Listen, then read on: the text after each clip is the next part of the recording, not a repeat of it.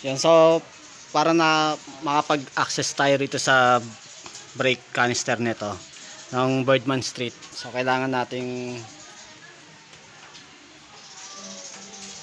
baklasin lahat ng dito sa unahan, no. Yan. So magkakarga tayo ng nagkarga tayo ng brake fluid dito sa Birdman Street. Yan. So kailangan natin tanggalin to. Yan. Pati yung windshield tinanggal natin para ma-access natin tong pinaka lagayan ng brake fluid, mga kaipak. Yan. So ito Birdman Street 125 kung paano magkarga ng ng brake fluid. Yan. So yun lang, binaklas lang natin tong pinakaunahan, no, dito sa may panel natin para ma-access natin to. Yan. Kita nyo, mga kaipak. Yan. So ganito yung pagka magkakarga kayo ng brake fluid nyo sa mga Birdman nyo, mga kaipak. Yan. So ito nalagyan ko na. Yan, pinuno ko na siya ng brake fluid. Yan. Bagong karga na ng brake fluid dyan, mga kaipak.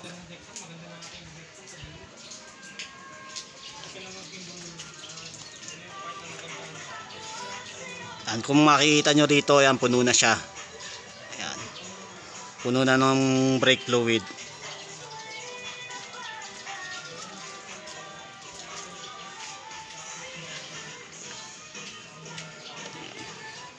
So ikakabit na lang natin yung pinakaharap niya para tapos na. Tapos yan. Medyo nagaano na kasi yung brake natin sa unahan na kumakayod na. So pagka ganon, ibig sabihin wala na tayong brake fluid. Check nyo na lang kasi ang natira sa akin kanina gandito na lang, almost talagang konti na lang siya. Yan. So ito yung ginamit natin brake fluid, mga kaipak. Yan, Preston. So kailangan DOT3 or DOT4, yun lang ang pwede sa Birdman Street, no, na brake fluid. Yung quality niya ganyan. DOT3 o kaya DOT4. Yan. Nakalagay naman dito sa takip niya. Yan. Pag tinanggal nyo tong takip niya, yan, may nakasulat dito sa unahan sa taas na lang yung compatible na brake fluid na pwede sa Suzuki Birdman na 125. Yan. So nakalagay dito is DOT3 or DOT4 na brake fluid lang ang compatible sa kanya, no, na pwedeng ilagay. So kakabit na lang natin to. Yan. Tapos yun na, tapos na tayo dyan.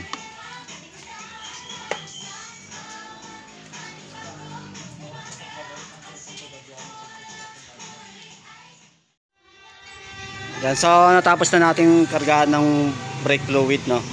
Yan, so nakabit na natin yung windshield, yung cover nya, tsaka tong cover sa harap, mga kaipak. Yan. Yan, so dito sa loob makikita nyo, mga kaipak. Yan. So puno na yung ating brake fluid.